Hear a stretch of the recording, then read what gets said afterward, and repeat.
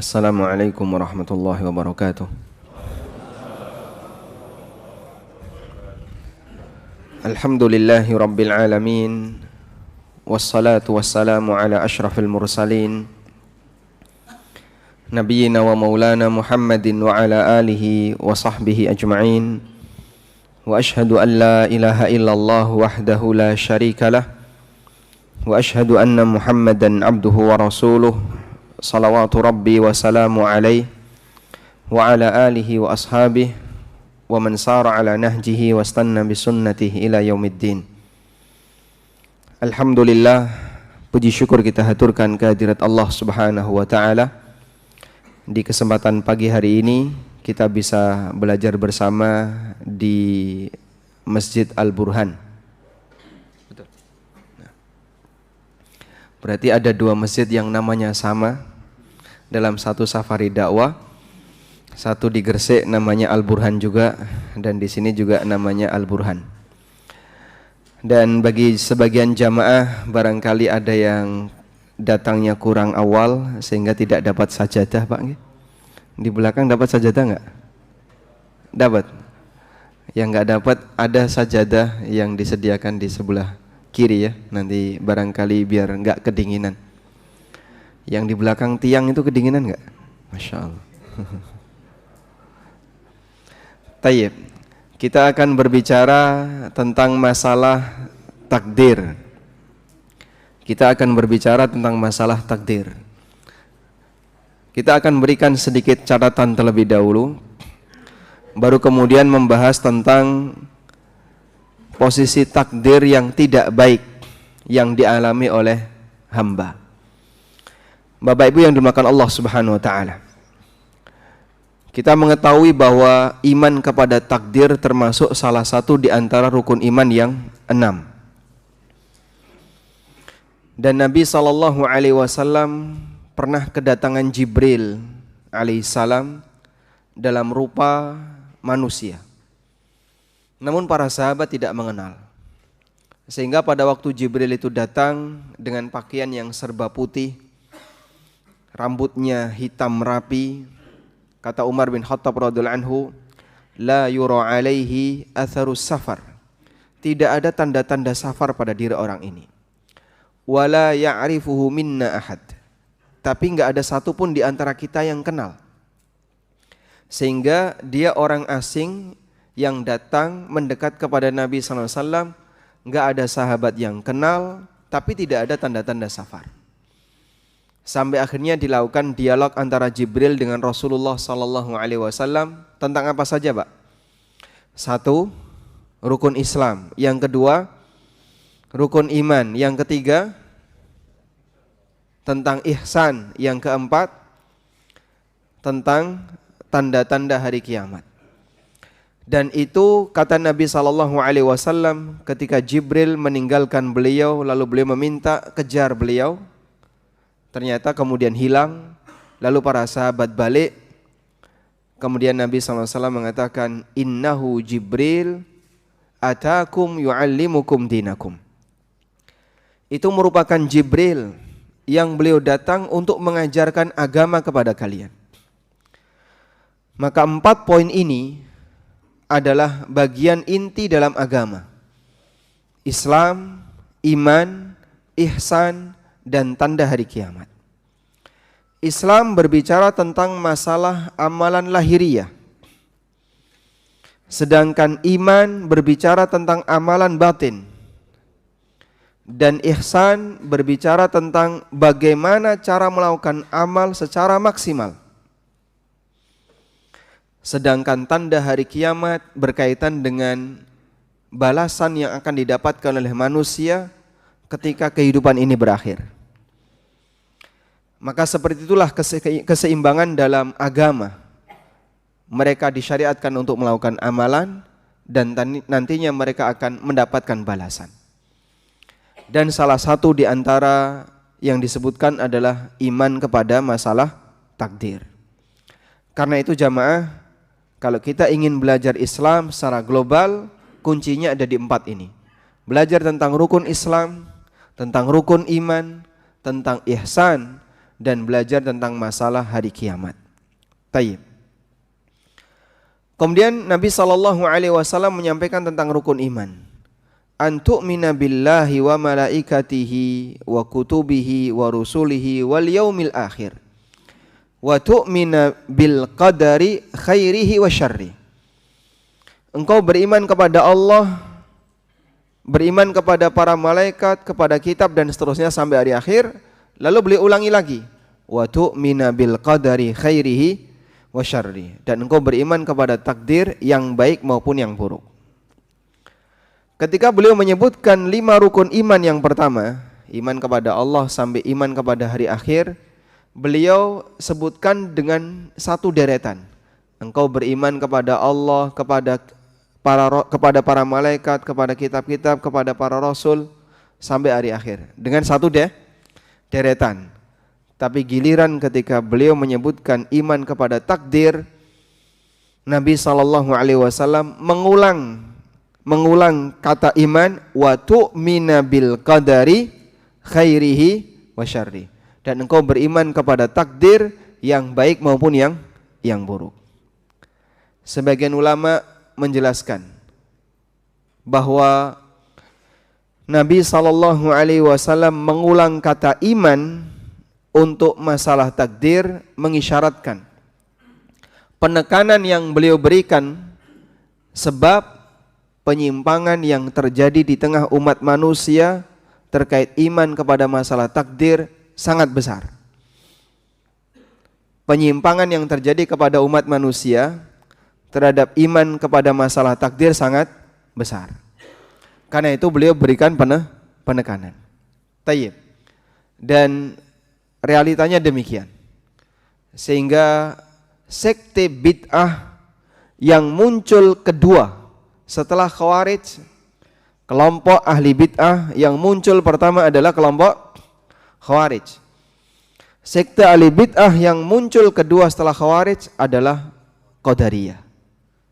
Ma'bad al-Juhani yang dia punya pemahaman dan dia hidup di daerah Kufah. Dia punya pemahaman bahwa amal perbuatan manusia tidak ditakdirkan oleh Allah Subhanahu wa taala. Dan keberadaan Qadariyah ini sudah muncul di masa masih banyak para sahabat Nabi SAW.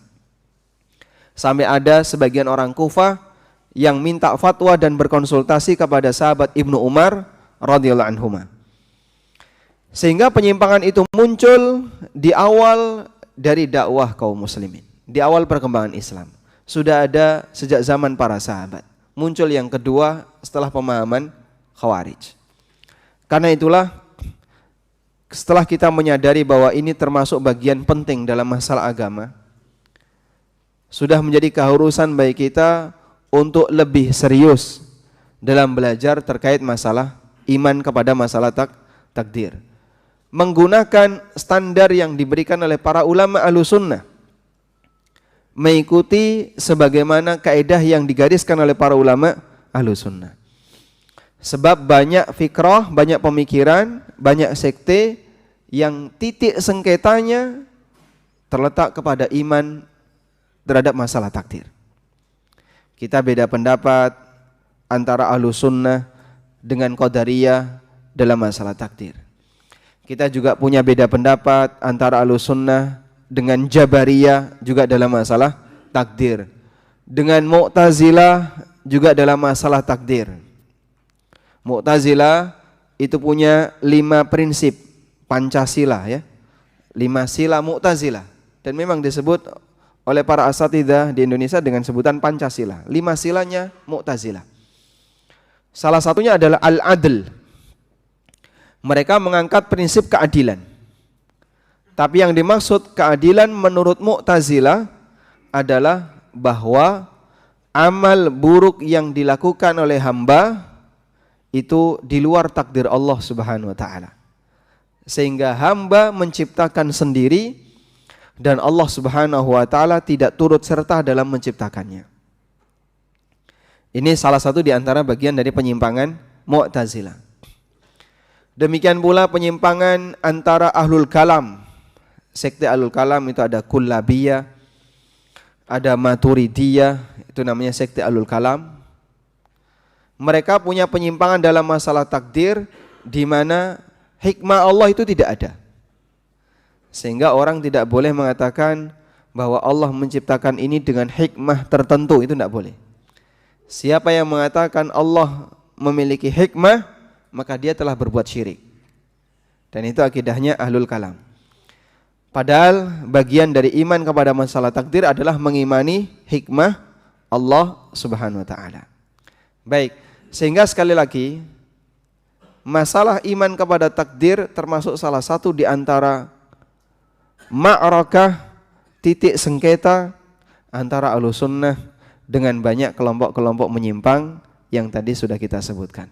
Sehingga kaum muslimin dituntut untuk belajar ini sesuai dengan apa yang digariskan oleh para ulama. Saya kutipkan keterangan Ibnul Qayyim. Ibnul Qayyim dalam kitabnya Uddatus Sabirin, beliau pernah mengatakan, fa innal qadara bahrun muhitun la sahila lahu. Pembahasan masalah takdir itu seperti lautan tanpa tepi. Seperti lautan tanpa tepi. Wala khuruja anhu li ahadin minal alimin. Dan tidak ada jalan keluar bagi siapapun di antara orang-orang yang alim yang berusaha terlalu mendalam dalam masalah takdir. Lalu beliau katakan, wasyar'u fihi safinatun najah. Dan syariat dalam masalah takdir adalah bahtera yang bisa menyelamatkan. Karena ini lautan tanpa tepi. Ini lautan tanpa tepi. Siapa yang sudah tenggelam dalam masalah takdir, dia nggak bisa menjumpai daratan. Maka kata Ibnul Qayyim, aturan syariat dan kaidah syariat dalam pembahasan takdir itu seperti bahtera penyelamat. Man raqibaha naja wa man takhallafa anha fahuwa minal mughraqin. Siapa yang naik bahtera itu maka dia akan selamat, tapi siapa yang ketinggalan dia akan tenggelam. Sehingga penting bagi kita untuk mengetahui bahtera yang harus kita tunggangi agar kita selamat dalam pembahasan masalah apa, Pak? Masalah takdir. Tayyib. Selanjutnya saya akan berikan beberapa catatan bagaimana kaidah-kaidah penting dalam pembahasan masalah takdir. Catatan yang pertama, bahwa pembahasan masalah takdir termasuk di antara pembahasan masalah agama yang paling penting, pembahasan masalah agama yang penting yang harus dipahami oleh setiap muslim. Dengan dalil hadis Jibril yang tadi kita sebutkan. Yang disebut oleh Nabi sallallahu alaihi wasallam, innahu Jibrilu atakum yuallimukum dinakum. Itu adalah Jibril yang datang mengajarkan agama kepada kalian. Dan pembahasan masalah takdir ada di dalamnya. Tayyib. Yang kedua, prinsip yang kedua, bahwa Allah Subhanahu wa ta'ala Maha kuasa atas segala sesuatu. Dan seluruh makhluknya adalah kerajaan Allah. Seluruh makhluknya adalah kerajaan Allah. Apa dalilnya? Innallaha ala kulli syai'in qadir. Dalil yang lain, Allah menyebut dirinya sebagai Rabbul Alamin. Alhamdulillahi Rabbil Alamin. Segala puji bagi Allah, Rabb bagi seluruh alam. Dan makna kata Rabb mencakup tiga hal. Pencipta, pemilik, dan yang mengatur. Makna kata Rabb berarti dialah pencipta, sang pemilik, dan yang mengatur. Berarti Rabbul Alamin artinya apa? Dialah sang pencipta alam yang juga memiliki, dan dia yang mengatur. Ada enggak Pak menciptakan tapi tidak memiliki? Contohnya tukang batu ya, yang disuruh bangun bangunan milik orang lain. Dan banyak kita memproduksi sesuatu tapi ini pesanan. Sehingga anaknya ketika mau mainan enggak boleh. Jangan, itu pesanan orang. Berarti dia yang membuat tapi dia tidak memiliki. Ada enggak yang memiliki tapi enggak bisa ngatur? Ada? Contohnya, Anda punya rumah kontrakan, disewa secara penuh oleh orang lain. Anda yang punya, tapi yang ngatur orang lain. Sehingga Allah Subhanahu wa ta'ala maha sempurna kepemilikannya. Dia memiliki, dia yang menciptakan, dan sekaligus dia yang mengatur. Apa objeknya? Objeknya adalah alam. Rabbul alamin. Sekarang pertanyaannya, apa yang dimaksud dengan alam? Alam adalah, apa yang dimaksud dengan alam? Dapat hadiah, Masya Allah. Alam, tafadhal Bapak. Alam adalah dunia dan seisinya. Dunia dan seisinya. Masih banyak yang enggak tercakup di situ Pak ya. Akhirat. Alam adalah ciptaan Allah. Coba dilengkapi. Alam adalah tayyib, tafadhal. Alam adalah ciptaan Allah yang saling melengkapi dan memberikan manfaat bagi manusia. Masya Allah. Berarti kalau enggak bermanfaat bukan masuk alam ya. Tafadhal.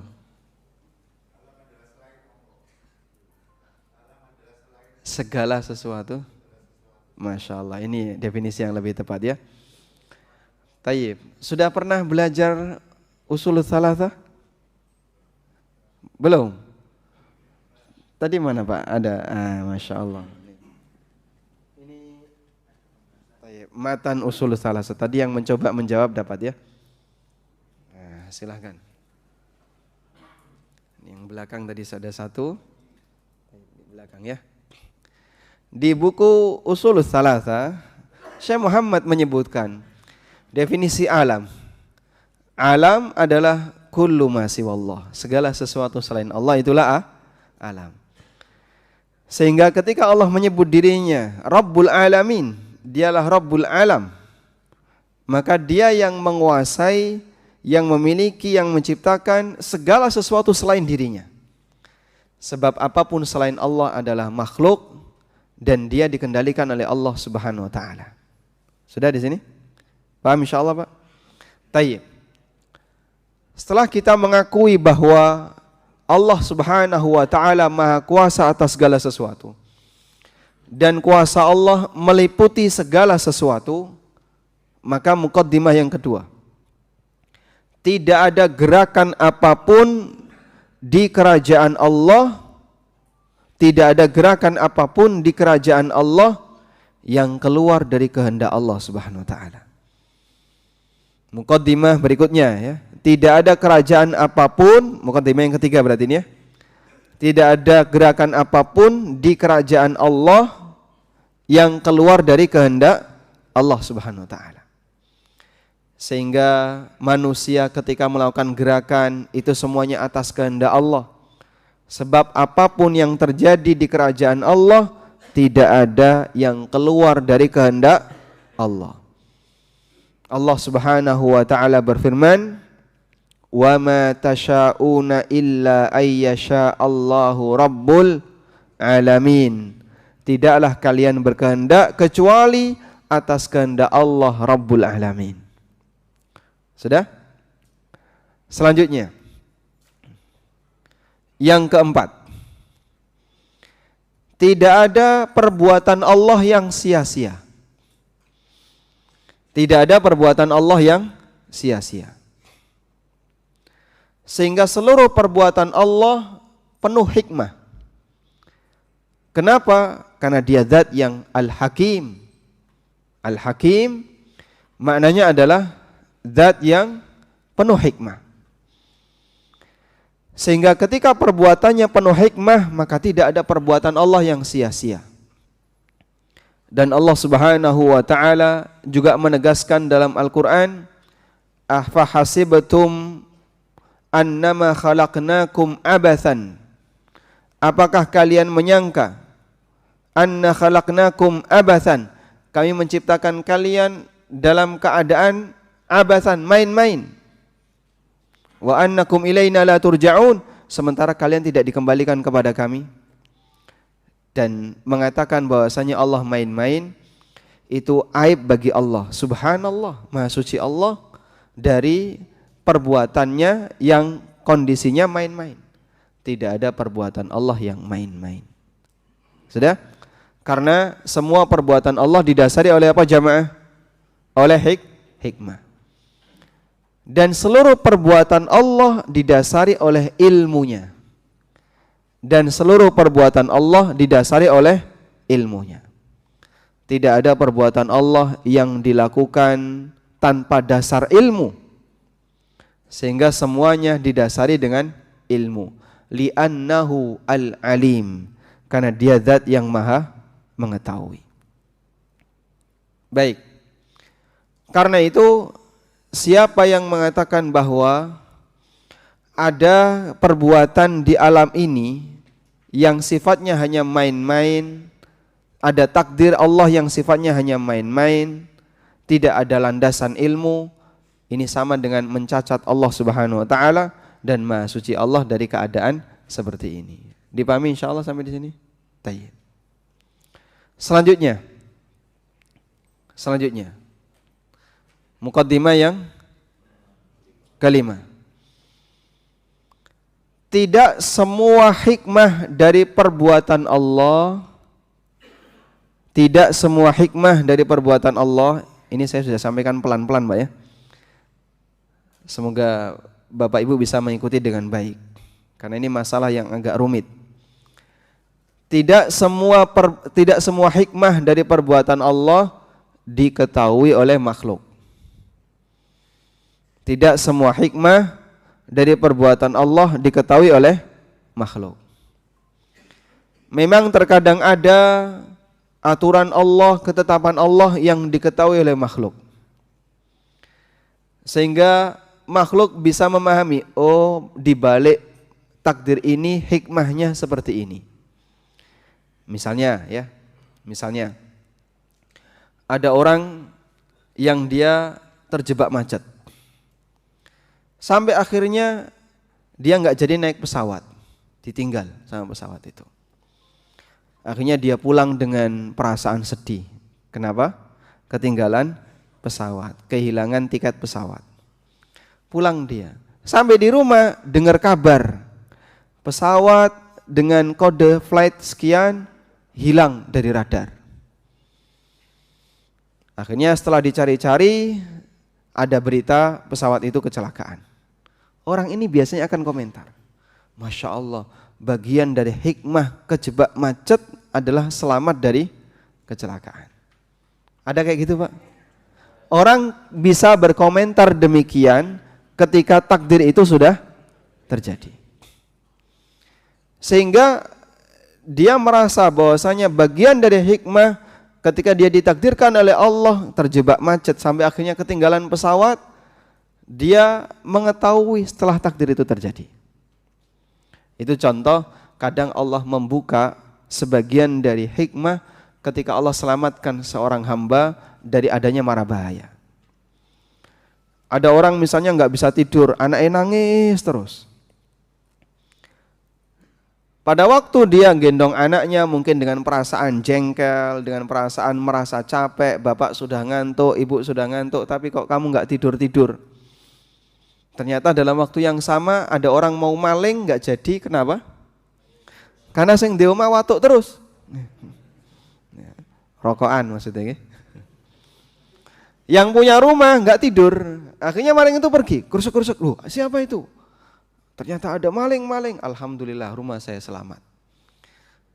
Dan bagian dari hikmah atas takdir Allah, anakku dibuat rewel terus, akhirnya saya nggak tidur dan rumahku selamat dari incaran maling. Orang berbicara seperti itu ketika apa? Takdir sudah terjadi. Ini bagian dari hikmah yang ditunjukkan oleh Allah Ta'ala kepada sebagian hambanya. Namun masih banyak takdir Allah yang hikmahnya manusia enggak tahu. Sehingga dia enggak ngerti. Ada juga misalnya amalan yang hikmahnya hamba itu mengetahui. Orang kaya wajib bayar zakat. Bayar zakat ukurannya sekian. Nanti disalurkan kepada 8 asnaf. Secara logika orang bisa paham. Bagian dari hikmah syariat zakat adalah seperti ini.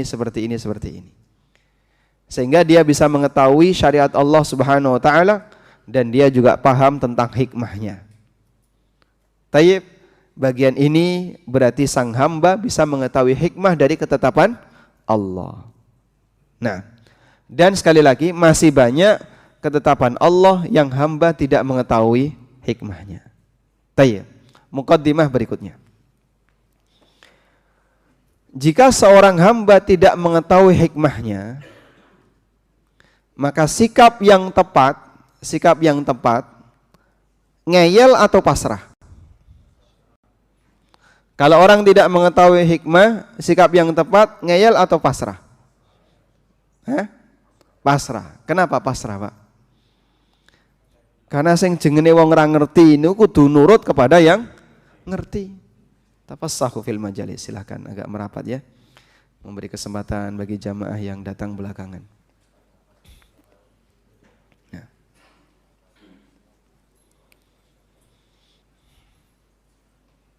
Ada seorang dokter. Dia memeriksa pasiennya.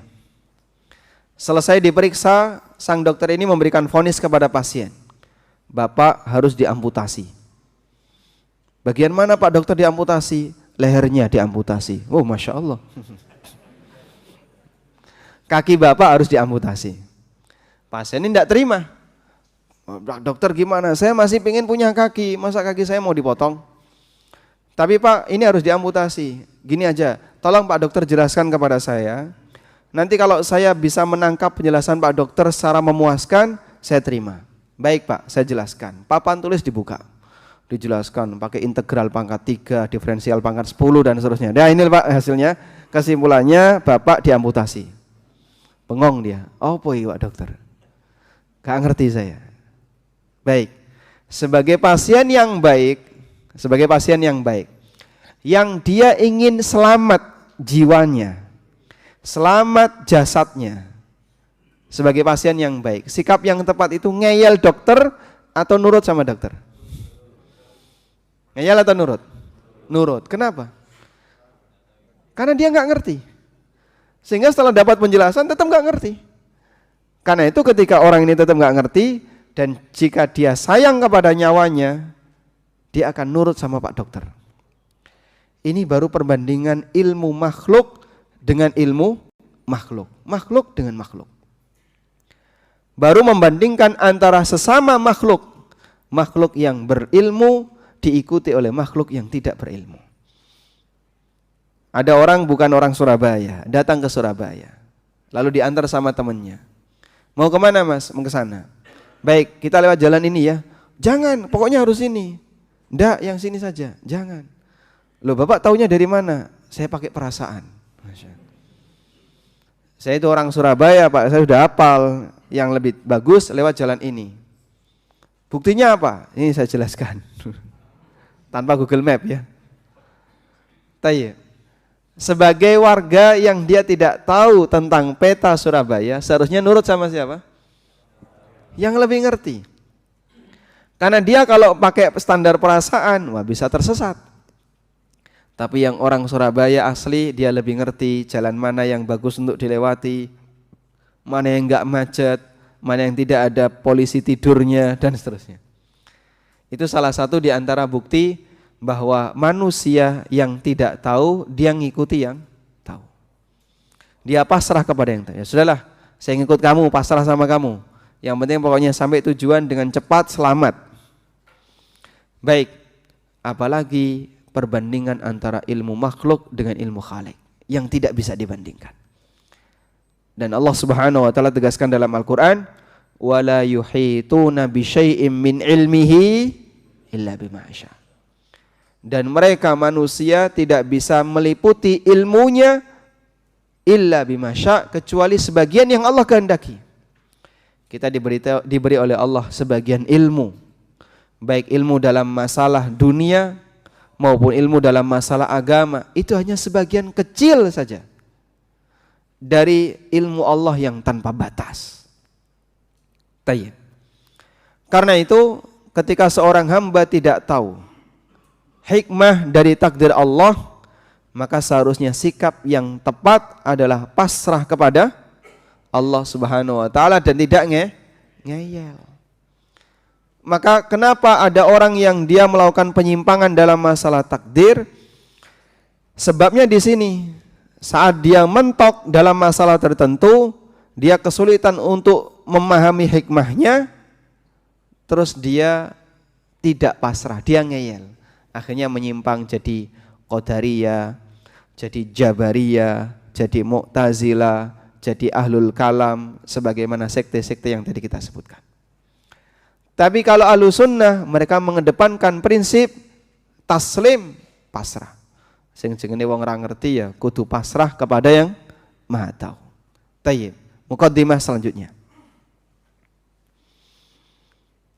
Yang keberapa? Ketujuh.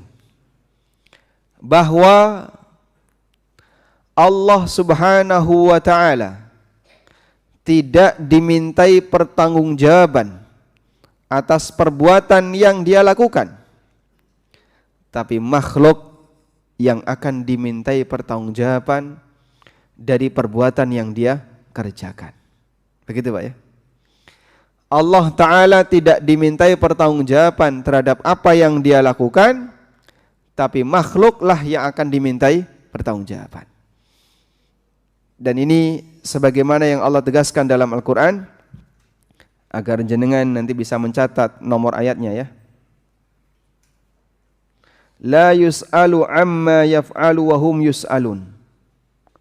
Allah tidak dimintai pertanggungjawaban dari apa yang dia kerjakan, namun merekalah yang akan ditanya oleh Allah. Ada di surat Al-Anbiya ayat 23.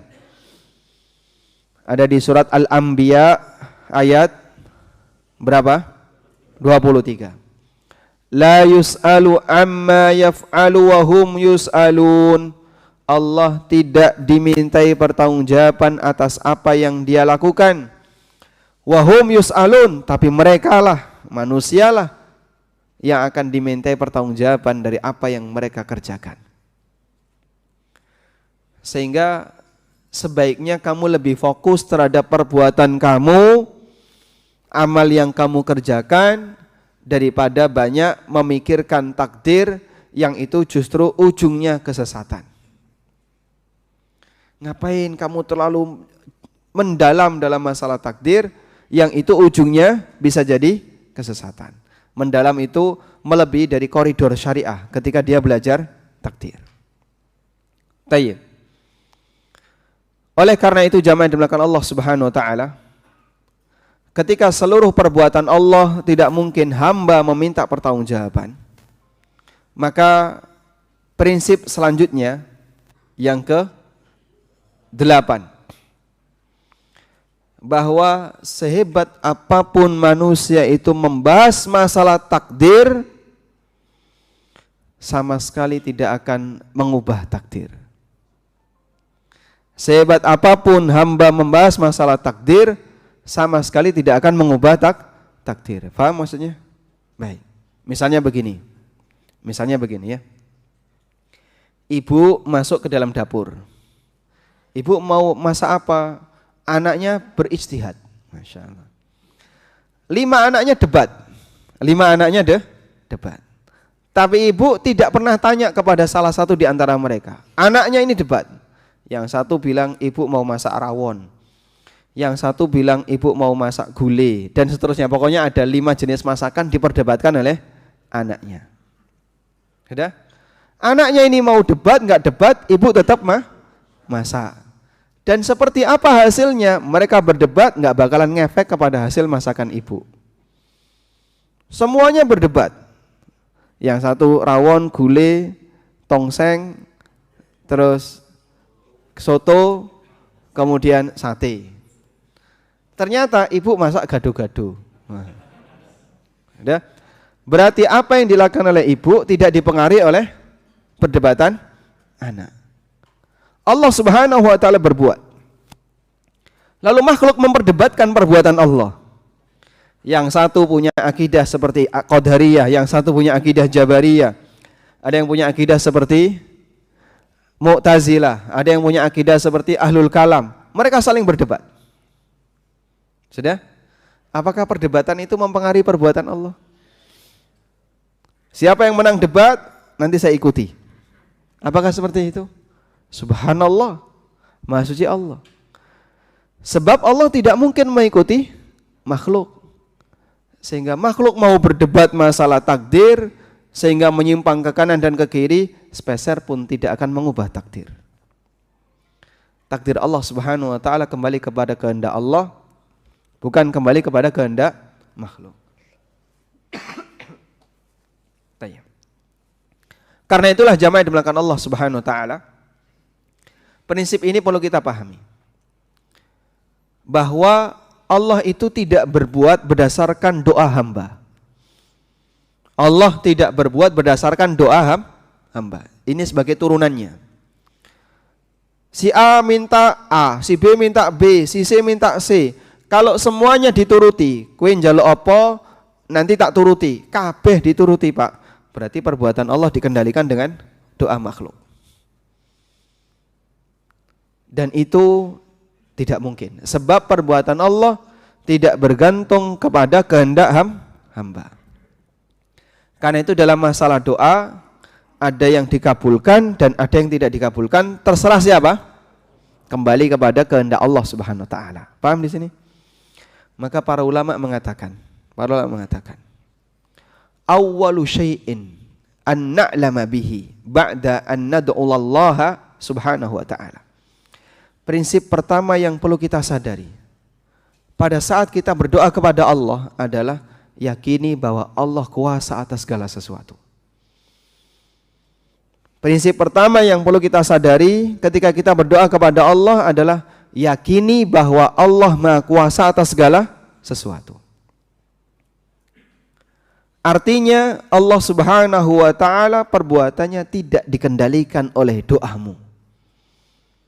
Dan Allah bisa memberikan apapun sesuai dengan apa yang Dia kehendaki, meskipun bisa jadi tidak sesuai dengan doa yang kamu ucapkan. Dan belum tentu doamu itu lebih baik untuk hidupmu daripada apa yang dikehendaki oleh Allah Subhanahu wa taala. Wis suwe ndonga, ya Allah tambahkanlah untukku, nambah apa, Pak? Pak Daru nambah apa? Masyaallah. Kok ya ora kabul-kabul? Ya. Gimana Bang Johan? Masyaallah. Bang Harun? Lama berdoa tapi ternyata kok enggak mustajab misalnya ya. Apakah kemudian seluruh kejadian itu harus sesuai dengan keinginan kita? Masya Allah. Kalau seluruh perbuatan hamba harus disesuaikan dengan kehendak Allah Subhanahu wa taala, kalau seluruh perbuatan Allah dikendalikan dengan apa yang didoakan oleh hamba, berarti perbuatan Allah dikendalikan oleh hamba. Dan itu tidak mungkin. Maka Allah Ta'ala Maha Kuasa atas segala sesuatu. Dia berbuat sebagaimana yang Dia kehendaki. Dan dalam masalah doa ada yang Allah ijabai dalam bentuk sebagaimana yang Dia inginkan, dan ada yang Allah ijabai dalam bentuk yang lain, dan ada yang tidak Allah ijabai sesuai dengan apa yang Dia kehendaki. Tayyib. Selanjutnya muqaddimah berikutnya.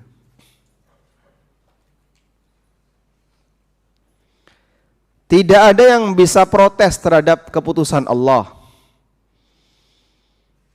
Sehingga hamba tidak mungkin bisa menolak apa yang Allah kehendaki. Karena Dia adalah Zat Al-Aziz. Dia adalah Zat yang Al-Aziz, Al-Qahhar, Al-Jabbar. Dan makna dari Al-Aziz salah satunya Izzatullah, di antara maknanya adalah Izzatul Qahr. Izzatul Qahr wal Ghalabah itu maksudnya adalah tidak ada yang bisa menolak kehendak Allah. semakna dengan ikrar yang kita baca, Allahumma la mani'a lima a'tait wa la mu'tiya lima mana'at. Ya Allah, tidak ada yang bisa menolak apa yang Engkau berikan, dan tidak ada yang bisa memberi apa yang Engkau cegah. Sehingga ketika Allah tolak, gak bakalan terjadi. Dan apa yang Allah putuskan, tidak akan ada yang bisa menolak. Li'annahu al-aziz. Sehingga kita meyakini Allah Ta'ala zat yang maha azizun, artinya perbuatannya tidak bisa dicegah, tidak bisa ditolak, dan hakimun, tapi Allah tidak berbuat serampangan, tidak berbuat sia-sia, semuanya didasari dengan hikmah. Karena itu dua nama ini sering digandingkan dalam Al-Quran. Innahu azizun hakim. Sesungguhnya Allah maha aziz lagi maha hakim. Tayyib. Selanjutnya bagian yang terakhir ya. Takdir yang diberikan oleh Allah kepada hambanya, takdir yang diberikan oleh Allah kepada hambanya harus disikapi dengan sikap yang positif. Bagaimana bentuk sikap yang positif terhadap takdir itu? Bentuknya adalah ridho kepada takdir Allah. Bentuknya adalah ridho kepada takdir Allah. Sebab begini, dalam masalah takdir, jika dilihat dari perbuatan Allah, tidak ada perbuatan Allah yang tercela. Saya ulang ya. Dalam masalah takdir, jika dilihat dari apa?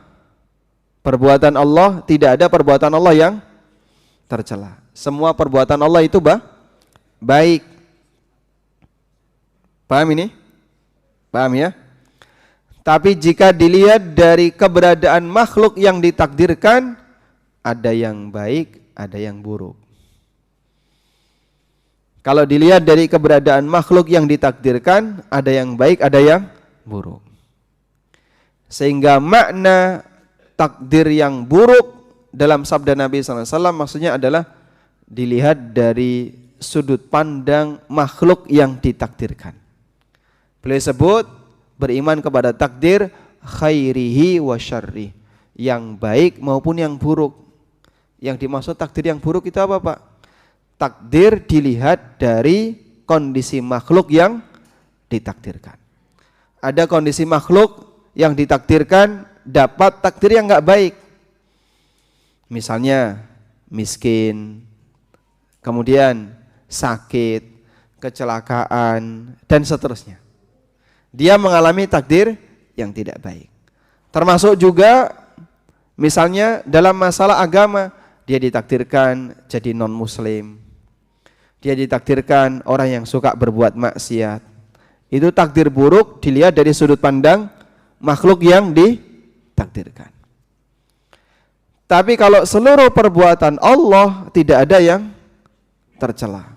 Sebab seluruh perbuatan Allah itu baik. Karena itu Nabi SAW pernah mengatakan, beliau bersabda, al khairu biyadika wasyarru laisa ilaika. Kebaikan itu ya Allah ada pada tanganmu, dan keburukan tidak boleh dinisbahkan kepadamu. Kebaikan ada pada tanganmu dan keburukan tidak boleh dinisbahkan kepadamu. Sudah? Sehingga Rasulullah SAW punya kebiasaan. Kalau beliau mendengarkan berita baik, beliau mengucapkan apa? Alhamdulillahi bini'matihi tatimmus salihat. Alhamdulillahilladzi bini'matihi tatimmus salihat. Kalau beliau mendengar ada berita buruk, beliau membaca apa? Alhamdulillahi ala kulli hal. Pak, saya lulus Pak, alhamdulillah. Bapaknya langsung membaca Alhamdulillahi alladzi bini'matihi tatimmus salihat. Berapa nilainya? Paling rendah Pak, alhamdulillahi ala kulli hal. Sehingga ketika orang mendengarkan berita baik, Nabi SAW ketika mendengarkan berita baik memuji Allah. Dan ketika beliau mendengarkan berita buruk, beliau juga memuji Allah. Sebab tidak ada perbuatan Allah yang tercela. Semua perbuatan Allah itu sempurna kebaikannya. Walhamdulillah. Sudah? Ada berapa muqaddimah? 10. Mau ditambahin lagi enggak? Mau? Saya tambahkan lagi. Nomor 11. Bingung enggak, Mbak? Insyaallah. Enggak bingung ya? Aman ya? Masya aman. Masya.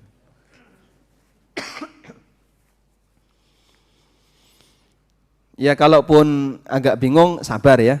Pokoknya ikuti saja sesuai dengan prinsip-prinsip yang tadi kita sebutkan. Karena itu insya Allah prinsip Ahlussunnah dalam masalah takdir.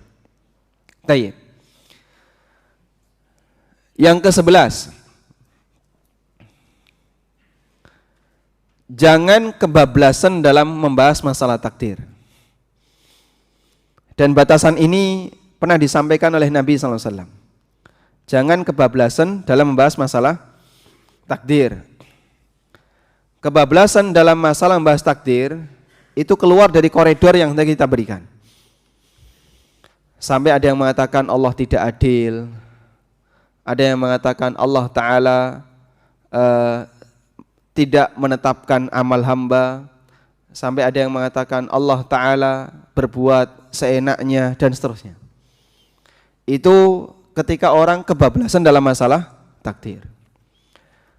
Dalam sebuah hadis riwayat Tabrani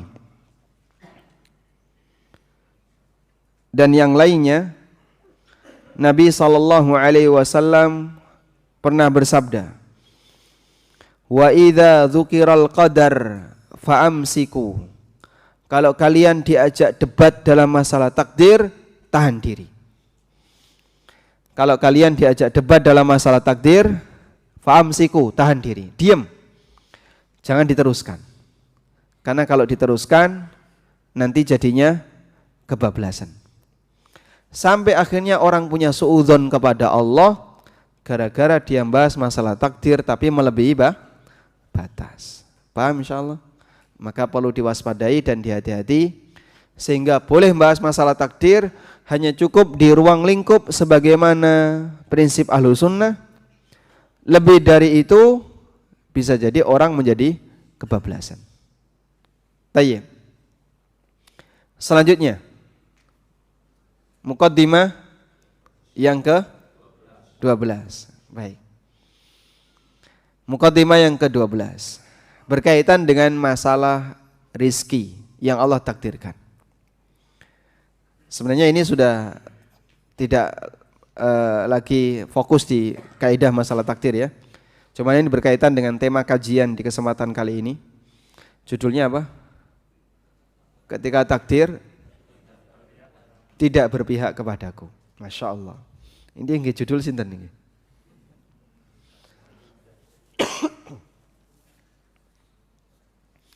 Ketika takdir tidak berpihak kepadaku. Dan yang dimaksud konotasinya adalah takdir, dia mendapatkan takdir yang enggak baik, takdir buruk.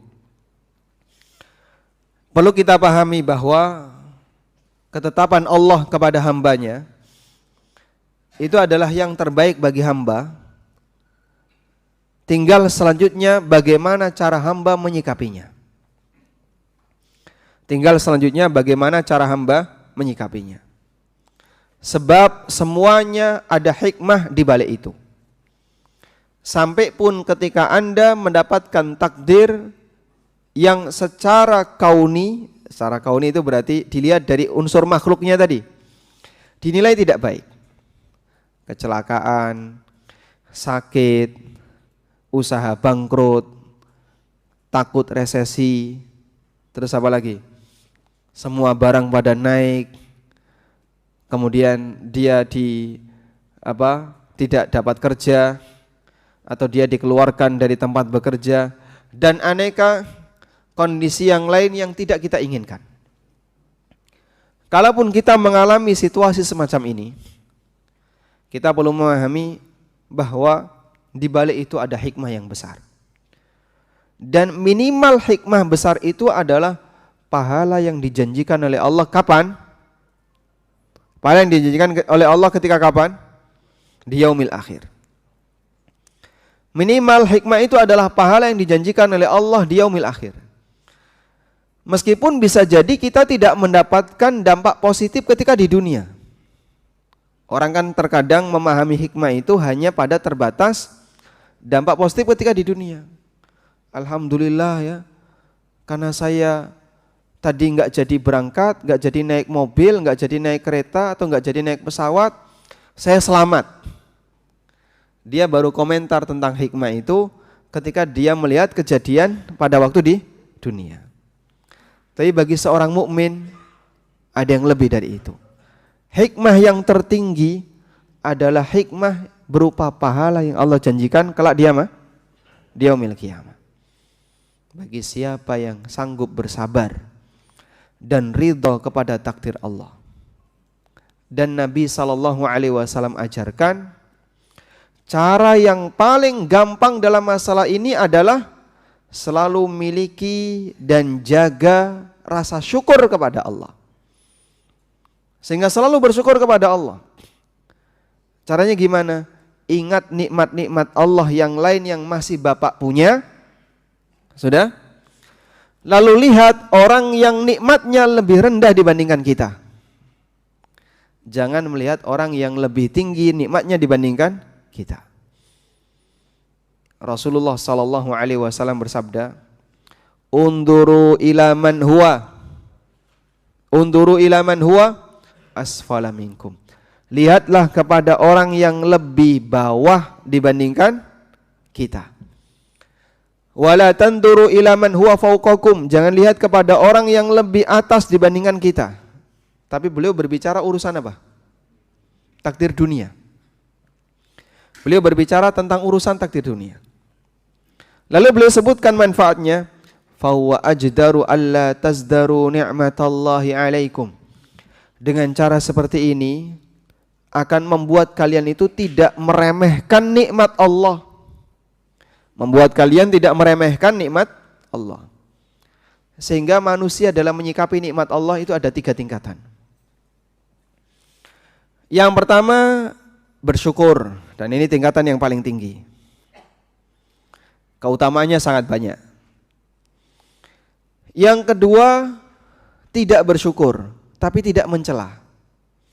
Tidak bersyukur tapi tidak mencela. Tidak bersyukur tapi tidak meremehkan, tidak mencela, biasa saja. Yang ketiga ini yang paling jelek, Pak. Meremehkan nikmat Allah Subhanahu wa taala. Sebabnya apa? Dia melihat yang lebih tinggi. Nyuwun pangapunten ya. Kadang yang namanya interaksi dalam sebuah keluarga itu sangat sensitif dalam masalah kenikmatan seperti ini. Sing wedok nyawang mobile tonggone. Masya Allah, wis duwe mobil anyar. Pak, kelo wis tuku mobil anyar. Wae dhewe iki Pak mau wotak-watuk plegak-plegok motor kok mau plegak-plegok. Mbok ganti to, Pak. Padahal sebelah kiri rumahnya ndak punya mobil. Tapi dia ngacanya ke sebelah kanan yang punya Expander atau punya Pajero dan punya mobil ya kan ya. Nanti tidak nyebut merek banyak sekali. Sebelah kiri rumahnya dia nggak punya mobil. Dia punya mobil merek Cherry misalnya. Pokoknya yang paling rendah. Baik.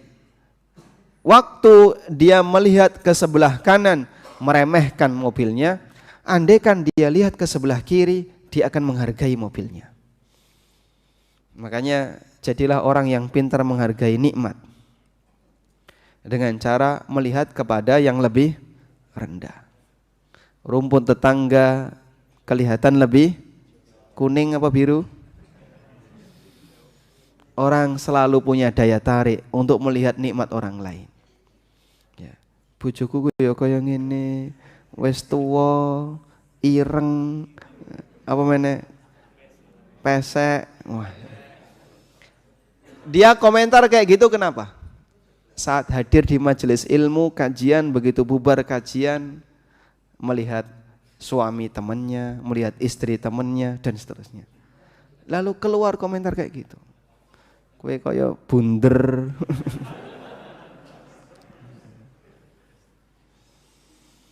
Bisa jadi orang itu sampai meremehkan nikmat pasangan hidupnya karena melihat pasangan hidup orang lain yang lebih, menurut dia fisiknya lebih bagus, menurut dia lebih kaya, menurut dia lebih hebat, sampai kadang sing lanang dilokno dadi wong lanang ra iso apa-apa. Itu kenapa?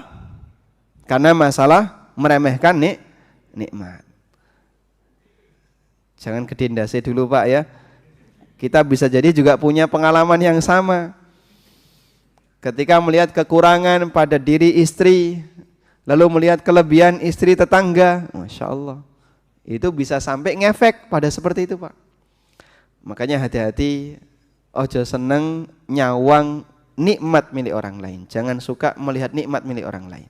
Nabi SAW memberikan kita sebuah panduan. Milikilah rasa syukur apapun nikmat yang masih kau punya. Jaga itu baik-baik.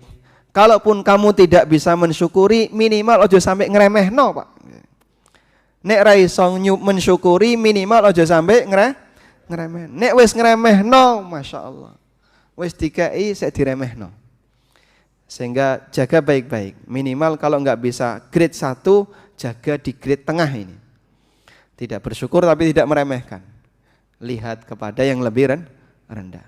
Dalam setiap aktivitas apapun yang kita alami, insya Allah batin bisa tetap terjaga. Meskipun kita sedang sakit, sedang kecelakaan, lihat orang lain. Ini tetangga kita, teman kita, ada berita di sana, dia lebih parah dibandingkan saya. Alhamdulillah saya masih bisa seperti ini. Dengan cara demikian akan menjaga semangat untuk selalu bersyukur kepada Allah Subhanahu wa taala. Wallahu taala alam. Pas jam 6 ya. Demikian sebagai pengantar yang bisa kita sampaikan, semoga bermanfaat. Selanjutnya kita ujian. Ya? Betul kan? Baik. Insyaallah. Mana hadiahnya Pak tadi? Ini ada pertanyaan yang pertama. Oh, Masya Allah. Silahkan Pak. Okay. Waalaikumsalam warahmatullahi wabarakatuh.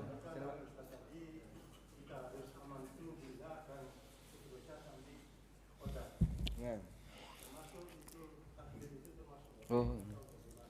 Takdir itu termasuk gaib. Nah.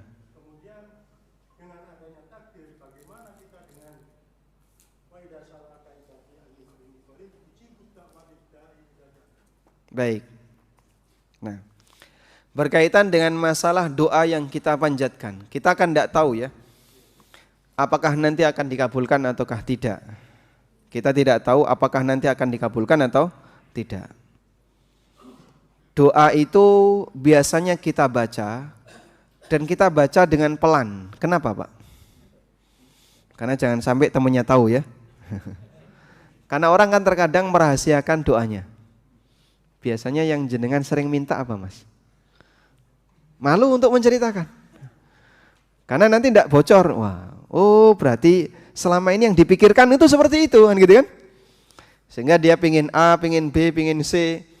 Dia panjatkan dalam doanya dan dia ucapkan dengan pelan dan kadang dia rahasiakan. Itulah umumnya manusia. Baik, enggak jadi masalah sampai di sini. Lalu ketika dia panjatkan, berarti dia telah memberikan doa, menyampaikan doa kepada Allah. Apakah dia tahu doanya nanti pasti akan dikabulkan? Tidak, karena ini hal yang gaib. Selanjutnya, jika doanya belum pasti dikabulkan, lalu bagaimana dengan firman Allah Ta'ala? Wa idza sa'alaka ibadi fa inni qarib ujibu da'watad da'i idza da'an. Apabila ada hambaku yang bertanya kepadaku, yang bertanya kepadamu wahai Muhammad tentang diriku, wa idza sa'alaka ibadi anni, apabila ada di antara hambaku yang bertanya kepadamu anni tentang diriku, katakan bahasanya fa inni qarib, aku dekat. Allah mendengar apapun yang diucapkan oleh sang hamba. Allah memperhatikan. Allah Subhanahu wa taala melihat. Allah dekat. Ujibu da'watad da'i idza da'an, aku mengijabai doanya orang-orang yang berdoa saat dia panjatkan doa itu. Baik, tolong digarisi bagian aku mengijabai, kasih garis bawah. Mengijabai itu tidak sama dengan mengabulkan sesuai yang diinginkan. Paham Mbak ya? Mengijabai itu kalau bahasa kita sama dengan merespon. Mengijabai bahasa kita sama dengan apa? Merespon. Dan respon itu tidak harus linear sesuai dengan apa yang diminta oleh hamba. Jangan minta rizkinya dilancarkan, dikasih anak oleh Allah. Ya Allah, saya itu minta agar gaji saya dinaikkan, rezeki saya dilancarkan, kok malah ditambahi anak ya Allah. Loh, memang kenapa kena ditambahi anak, nambahi beban? Misalnya ya. Jadi dalam bayangan manusia, ijabah itu bentuknya adalah diberi sesuai apa yang dia minta. Ini keliru. Yang benar ijabah itu respon yang diberikan oleh Allah untuk orang yang berdoa. Dan respon yang diberikan oleh Allah untuk orang yang berdoa, kata Nabi SAW dalam hadis riwayat Muslim, ada 3 kemungkinan. Beliau SAW bersabda, "Idza sa'alal muslimu rabbahu." Apabila ada seorang muslim yang dia meminta kepada Allah, berdoa kepada Allah, lam yakun fihi ithmun wala qati'atu rahim, dan dalam doanya tidak mengandung dosa dan tidak memutus silaturahmi. Doa yang tidak mengandung dosa maksudnya gimana? Doa yang mengandung dosa itu misalnya orang memohon kepada Allah agar diberi kemudahan untuk melakukan maksiat. Ya Allah, tolonglah aku agar bisa mendem. Nah, itu. Ini doa yang isinya apa? Dosa. Sehingga dia meminta kepada Allah untuk dimudahkan melakukan maksiat. Tidak boleh kayak gini. Ini doa yang mengandung dosa. Atau memutus silaturahmi. Contohnya apa? Benci sama saudaranya, benci sama masih kerabatnya, ya Allah matikanlah dia. Dia minta kepada Allah agar orang itu diwafatkan. Ini doa yang memutus silaturahmi. Kata Nabi SAW, kalau seorang muslim berdoa dan tidak mengandung salah satu dari 3 unsur ini, maka Allah Subhanahu wa taala akan memberikan 3 pilihan. Allah akan memberikan salah satu dari 3 hal. Yang pertama, Allah berikan sesuai apa yang dia minta. Yang kedua, au yusrifa anhu, atau Allah palingkan dia dari mara bahaya. Yang mislahu, yang semisal nilainya dengan apa yang dia minta.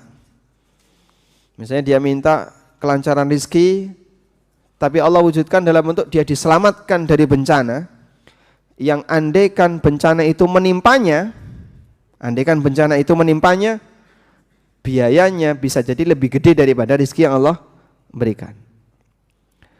Atau yang ketiga kata Nabi SAW, au yaddakhira lahu yaumal akhirah, atau akan Allah simpan untuknya dan akan Allah berikan hasilnya kelak di hari kiamat.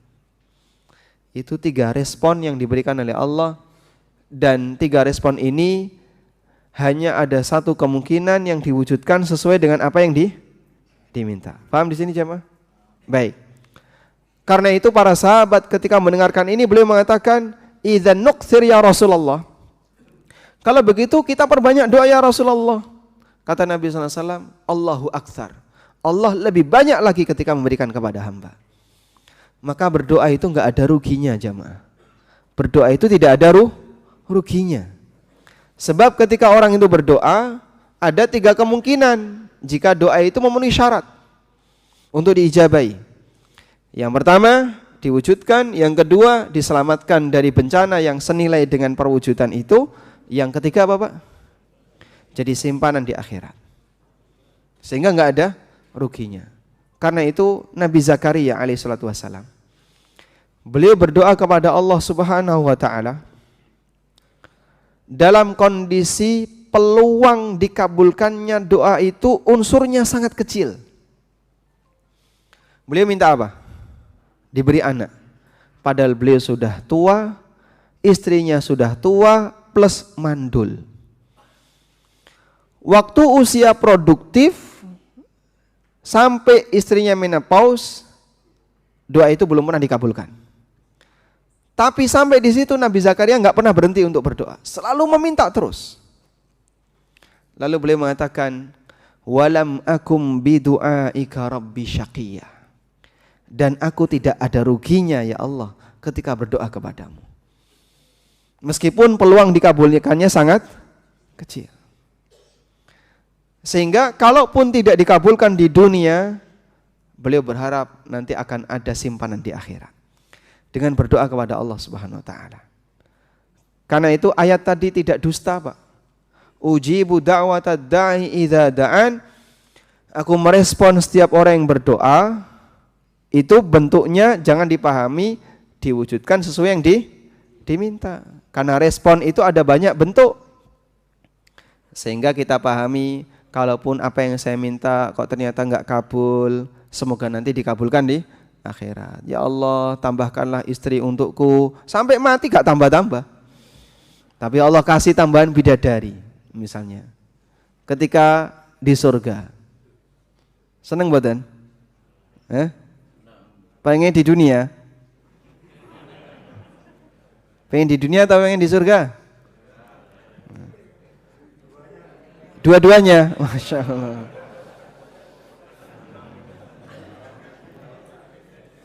Neneng donya marakno padu, Pak. Neneng swarga insyaallah rano padu, nggih. Tayyib.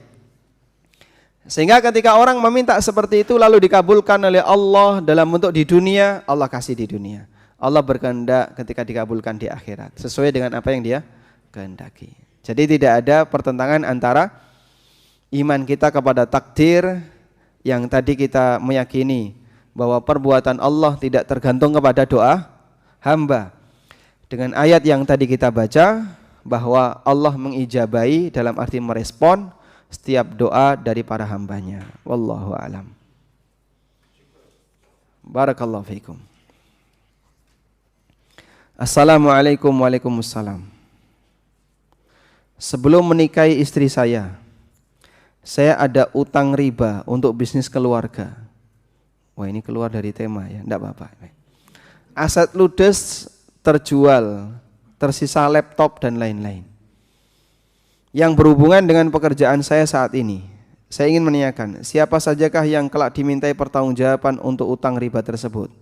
Jawabannya pelakunya.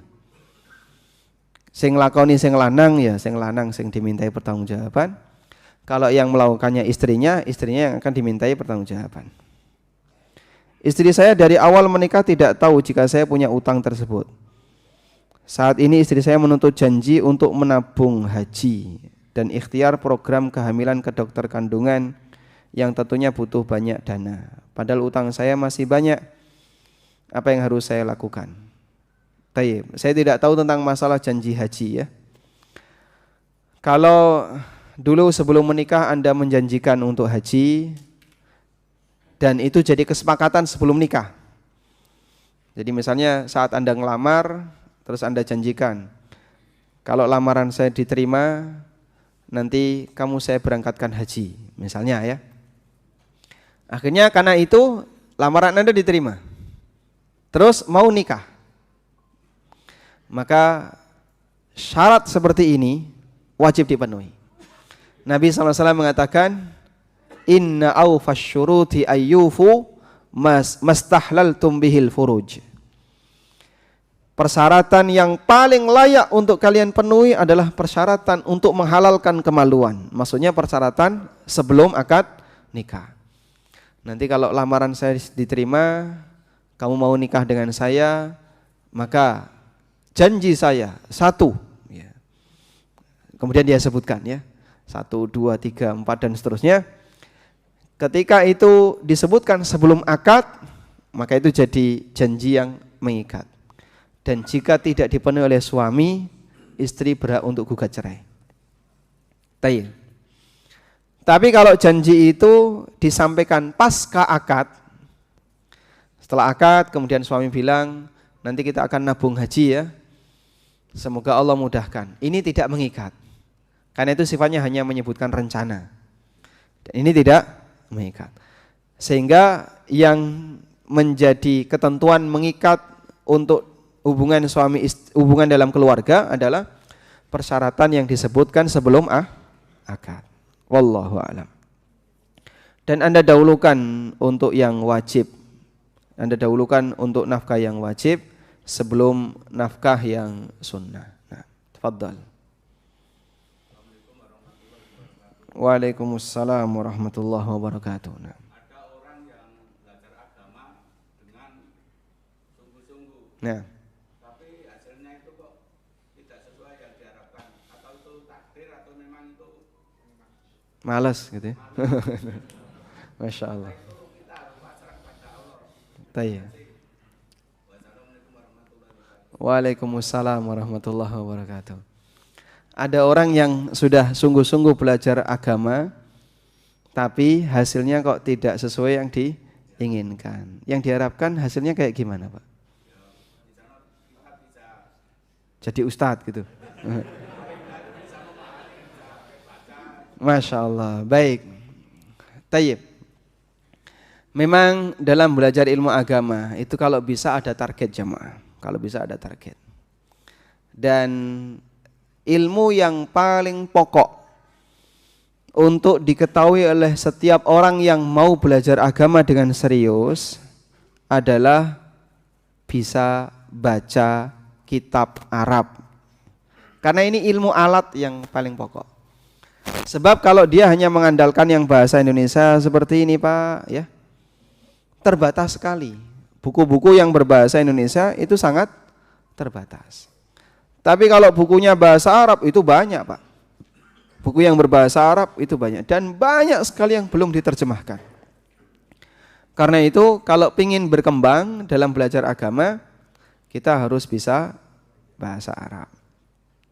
Maka saya sarankan kepada jamaah, kalau memang ingin serius belajar ilmu agama, alhamdulillah sudah pensiun misalnya, tidak ada kesibukan yang lain. Orang kadang pensiun itu kan sindrom ya.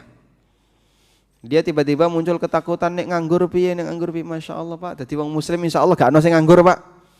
Sampean masuk pondok, datang ke pesantren atau datang ke tempat kajian, ada kegiatan. Ngopo Mas ning kono? Sampean sudah hafal Quran belum? Belum, kesibukan menghafal Quran. Tapi wis tua kok yang ini, tidak ada istilah batasan umur dalam menghafal Quran. Coba dibuka di mushaf ada enggak aturan? Aturan 1 yang boleh menghafal maksimal usia 60 tahun, ada? Ada Pak? Kalau berangkat haji ada Pak?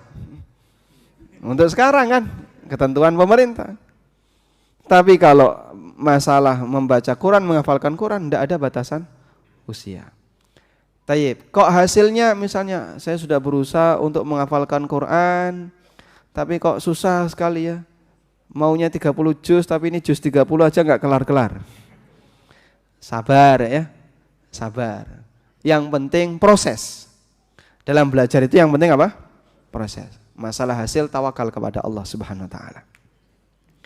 Sebagaimana dalam mencari dunia, orang belum tentu mendapatkan hasil sebagaimana yang dia inginkan.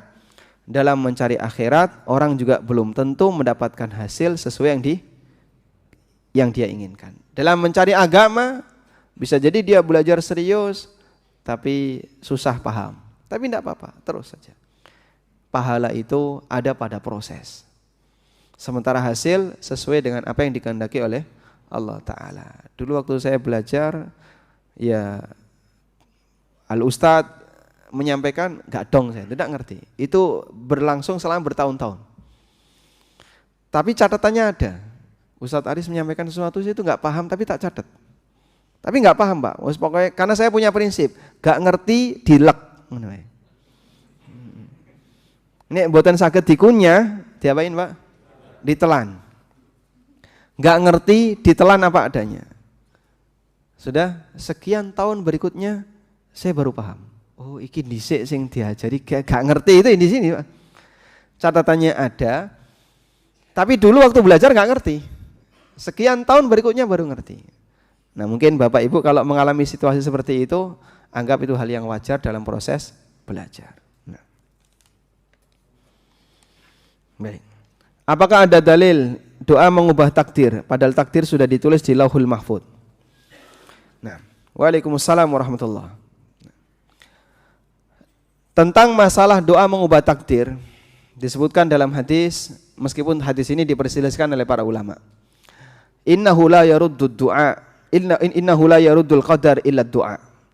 Tidak ada yang bisa menolak takdir kecuali doa. Namun hadis ini diperselisihkan oleh para ulama. Sebagian ada yang menilai dhaif, sebagian ada yang menilai sahih. Bagi mereka yang ditanya dan dia nilai hadis ini dhaif, dia cukup bilang hadis ini dhaif. Jadi enggak usah diteruskan kalau sudah disebut dhaif. Berarti diduga bukan sabda Nabi sallallahu alaihi wasallam. Namun bagi mereka yang mengatakan hadis ini sahih, maka perlu dicari maknanya. Apa makna dari hadis ini? Para ulama mengatakan ada dua pendekatan dalam masalah ini. Pendekatan yang pertama adalah pendekatan dilihat dari perbuatan makhluk. Makhluk itu merasa bahwa doa inilah yang mengubah keadaannya. Misalnya dia sakit, lalu dia berdoa sampai akhirnya sembuh. Dia merasa bahwa takdir sakitnya berubah setelah dia berdoa. Sehingga makna dari hadis Nabi sallallahu alaihi wasallam, innahu la yaruddul qadar illa du'a, tidak ada yang menolak takdir kecuali doa dalam perasaan manusia. Dan itu agar memotivasi para hamba untuk lebih sering berdoa, serius dalam berdoa. Sebab doa ini akan mengubah keadaanmu. Kamu sekarang kondisinya apa? Seperti ini. Terus berdoa, semoga nanti berubah. Belajar, gak iso-iso, berdoa, semoga nanti bisa. Sehingga dalam perasaannya, doa itu yang mengubah keadaannya. Ini pendekatan yang pertama. Pendekatan yang kedua, bahwa takdir itu memang real berubah. Tapi yang berubah adalah takdir yang ada dalam catatan malaikat. Saat janin itu berusia 120 hari, Allah Subhanahu wa taala mengutus siapa? Malaikat. Malaikat ini membawa apa? Membawa ruh dan mencatat takdir. Wa yu'maru bi arba'i kalimatin. Malaikat ini diperintahkan untuk mencatat 4 takdir. Nah, ini berarti ada takdir Allah yang diketahui oleh malaikat. Berarti takdir ini diketahui oleh siapa? Malaikat. Malaikat yang mencatat takdir tadi. Sebab dia yang diperintahkan oleh Allah untuk mencatatnya. Sementara yang di Lauhul Mahfuz tidak ada makhluk satupun yang tahu. Tidak ada yang tahu kecuali Allah Subhanahu wa taala. Paham di sini? Baik, berarti berbeda dong antara takdir Lauhul Mahfuz dengan apa yang dicatat oleh malaikat. Padahal di Lauhul Mahfuz tidak ada yang tahu kecuali Allah. Kalau takdir catatan malaikat ini sama sebagaimana di Lauhul Mahfuz, berarti ada bocoran Lauhul Mahfuz. Berarti ada bocoran untuk takdir di Lauhul Mahfuz. Lauhul Mahfuz itu artinya apa, Pak? Lembaran Al-Mahfuz yang terjaga. Terjaga dari apa? Dari pengetahuan makhluk. Makhluk tidak tahu. Baik. Karena itu untuk takdir yang kedua ini memungkinkan berubah. Namun takdir di Lauhul Mahfuz tidak mungkin berubah. Sehingga makna tidak ada yang menolak takdir kecuali doa, maksudnya takdir untuk yang dicatat oleh malaikat. Sesuai dengan apa yang dikehendaki oleh Allah Ta'ala. Malaikat mencatat 4 takdir. Di antaranya apa? Rizkinya, ajalnya, jadi orang baik atau orang yang celaka. Sudah. Sementara dalam hadis yang lain, silaturahmi bisa menambah umur, bisa melapangkan rizki. Dan itu sebagian penjelasan ulama Malaikat mencatat misalnya si A umurnya 60 tahun. Lalu karena dia rajin silaturahmi, Allah perintahkan malaikat tambahkan umurnya jadi 65. Lapangkan rizkinya jadi sekian. Sehingga sudah pensiun tapi makin kaya misalnya ya. Sah-sah saja sesuai dengan apa yang dikehendaki oleh Allah Ta'ala. Perubahan itu tidak ada di Lauhul Mahfuz, tapi adanya di takdir malaikat. Sehingga lembaran Al-Mahfuz tetap terjaga sesuai dengan apa yang Allah takdirkan di masa azali, di zaman azali. Namun takdir yang dibawa oleh malaikat inilah yang berubah. Wallahu a'lam. Nah. Sampai jam berapa Pak Daru kita? Masya Allah, ini banyak masalahnya.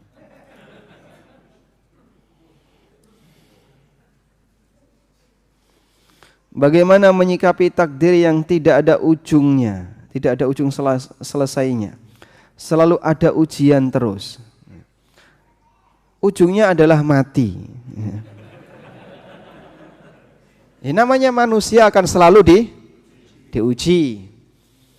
Sehingga semakin tua, hidup itu semakin enak atau semakin gak enak, Pak? Coba kita tanyakan kepada yang paling senior. Semakin tambah usia, jenengan tuh semakin seger atau semakin linu-linu?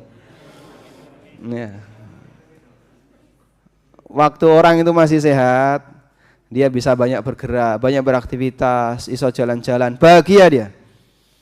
Tambah umur, tambah mulai pegel, dijak jalan-jalan, es kroso pegel dan seterusnya. Penurunan kekuatan manusia dalam menikmati kenikmatan dunia.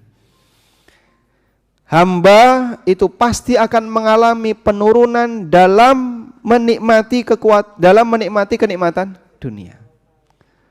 Ketika masih muda, wah canom ya, bisa jalan-jalan kemana, naik gunung, nyemplung segoro ya, hilang ning gua, masih muda Pak. Makan apapun bisa, apa wae kelebu. Begitu sudah tua, mulai turun kemampuan untuk menikmati kenikmatan dunia. Makanya kenikmatan bagi orang yang sudah senior adalah kenikmatan batin. Ketenangan ketika bersama Quran, ketenangan ketika mendengarkan pengajian, ketenangan ketika membaca kalamullah, ketenangan ketika berzikir, dan peringatan untuk selesai kajian. Nah.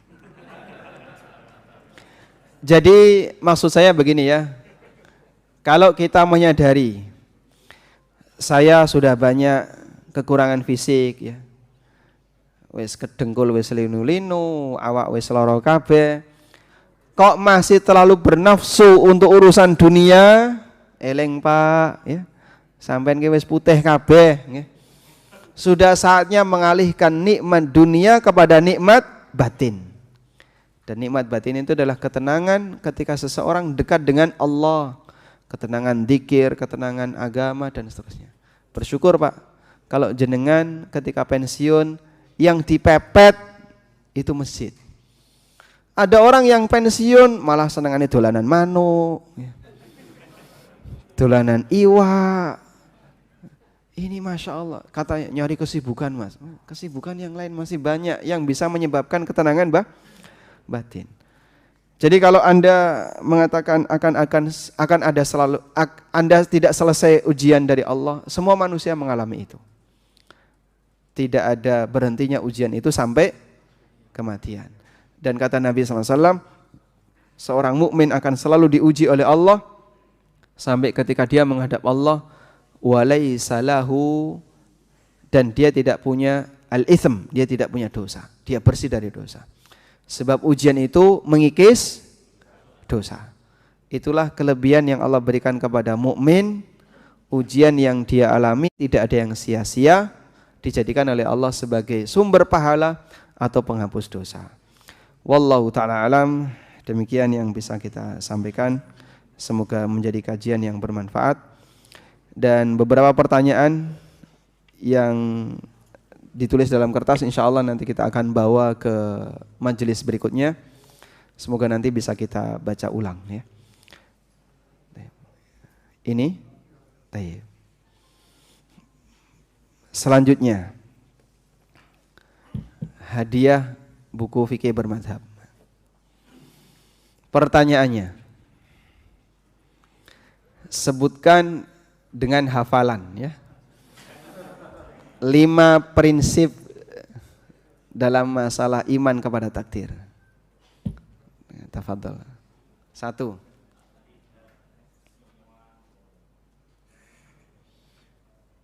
Ya, dengan hafalan syaratnya ya. Nanti nggak boleh ngelirik.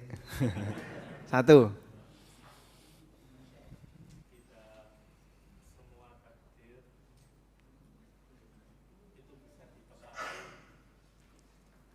Tidak semua takdir. Tidak semua doa. Tidak semua doa dikabulkan oleh Allah. Yang kedua, ada, wes, nyerah ya. Selanjutnya yang lain, selanjutnya. Wes, silakan 1. Isinya apa itu? Enggak kaitannya dengan takdir, dengan hadis Jibril apa?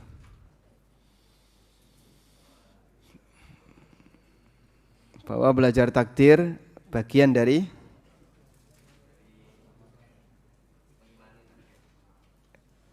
iya betul, bagian dari belajar agama. Yang kedua,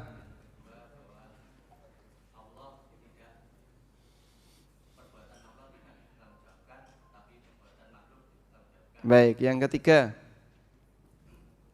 coba Anda kenal nama-nama Allah ya. Lah ini turunannya itulah bagian dari iman kepada takdir. Yang ketiga, Allah,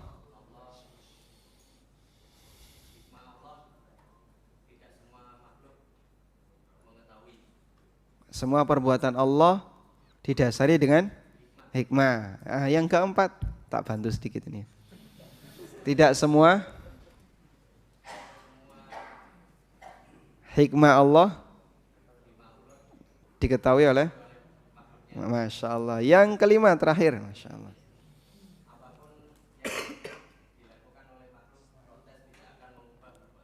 Barakallahu fiik. Masya Allah. Baik. Hadiah berikutnya. Nah, sebutkan 3 sekte yang menyimpang dalam masalah takdir. Wah, Masya Allah. Gampang ini ya. Tadi yang paling cepat mana Pak? Baik beliau. 1. Qadariyah, Jabariyah, Mu'tazilah. Ya Masya Allah. Berikutnya ya. Berikutnya. Apa prinsip pertama yang harus kita yakini ketika berdoa?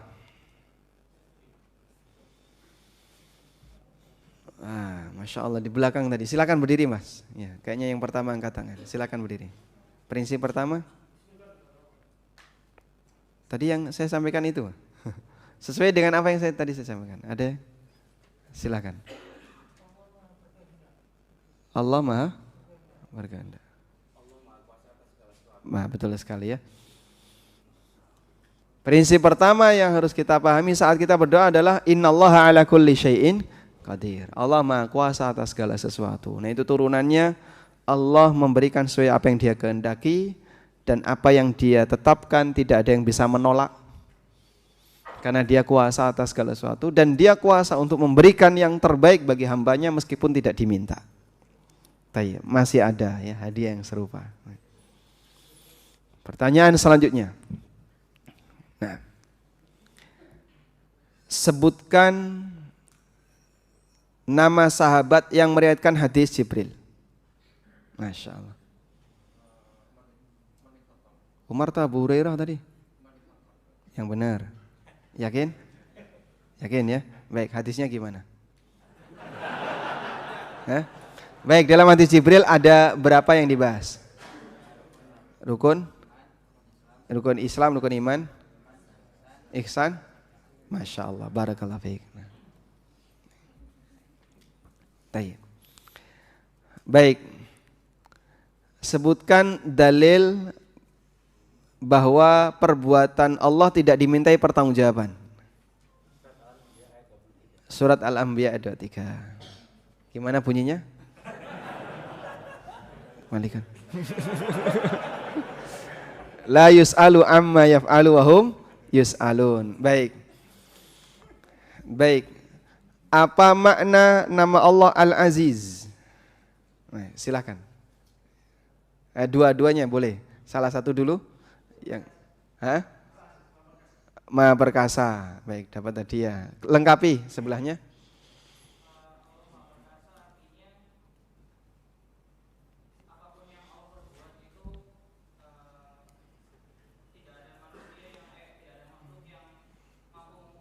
Mampu menolak ya. Baik, saya kasih 2 hadiah ya. Barakallah. Betul sekali. Itu yang disebut dengan izzatul qahr. Tayyib. Cukup, Pak? Nah, yang datang dari tempat paling jauh mana? Dari paling jauh, dari mana, Mas? Sepanjang. Jombang.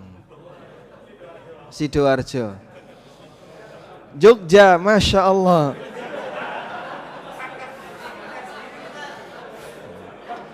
Yang dari Jogja itu jangan-jangan punya istri kedua di sini tuh. Dari Jambi, lebih jauh. Ini yang datang untuk kaji, Pak, bukan yang punya rumah di sini. Yang Jombang datang ke sini punya ada rumah di sini atau untuk ngaji? Masya Allah, barakallah. Nah, kasih. Tayyib. Ini nanti untuk inventaris di sini aja ya, karena biar dibaca teman-teman. Tayyib, demikian yang bisa kita sampaikan, semoga bermanfaat. Wassallallahu ala nabiyyina Muhammadin wa ala alihi wa sahbihi wa sallam wa akhiru da'wana alhamdulillahi rabbil alamin. Subhanakallahumma wa bihamdika asyhadu an la ilaha illa anta astaghfiruka wa atubu ilaik. Wassalamualaikum warahmatullahi wabarakatuh.